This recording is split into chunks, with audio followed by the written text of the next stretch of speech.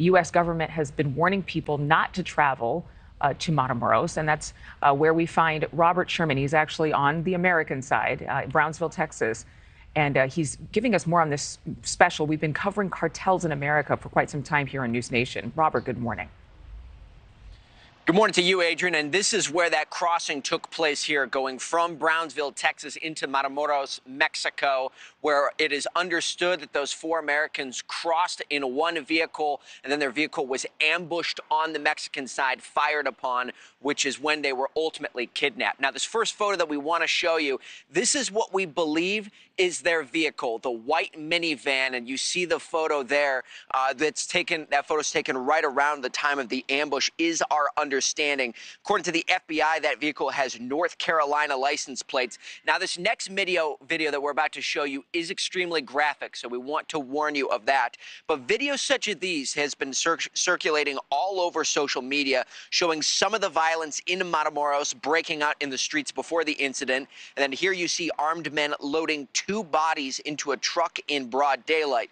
Now, this is what we believe. This was all happening around the same time. It's not 100% clear if this is all the same incident, but this did happen in Matamoros just a couple of days ago, which is what we're trying to learn a bit more about.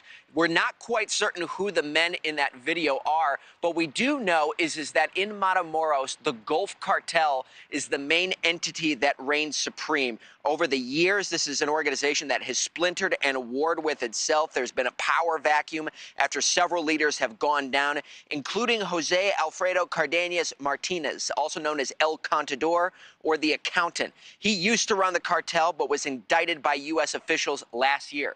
Meanwhile, the president of Mexico saying at his press briefing saying that he wants everybody to calm down. He believes this whole situation is going to work itself out. Take a listen. It's already being taken care of. I believe it is going to be resolved. I expect so. I hope so. These are people from the United States, and the information we have is that they crossed the border to buy medicine in Mexico, and there was a confrontation between groups, and they were detained. Now, you hear that there. They believe that those 4 Americans crossed the border in order to purchase medicine, or some have been saying have a medical procedure. That's very common down here along the border. It's colloquially called medical tourism, where Americans go to the Mexican side for cheaper medicine, cheaper procedures, and things of that nature. It goes to show 2 sides of the border live in harmony in many cases here. But, of course, there's a lot of danger on that side of the border in this area, which is why a lot of people are urging caution at this point, Adrienne.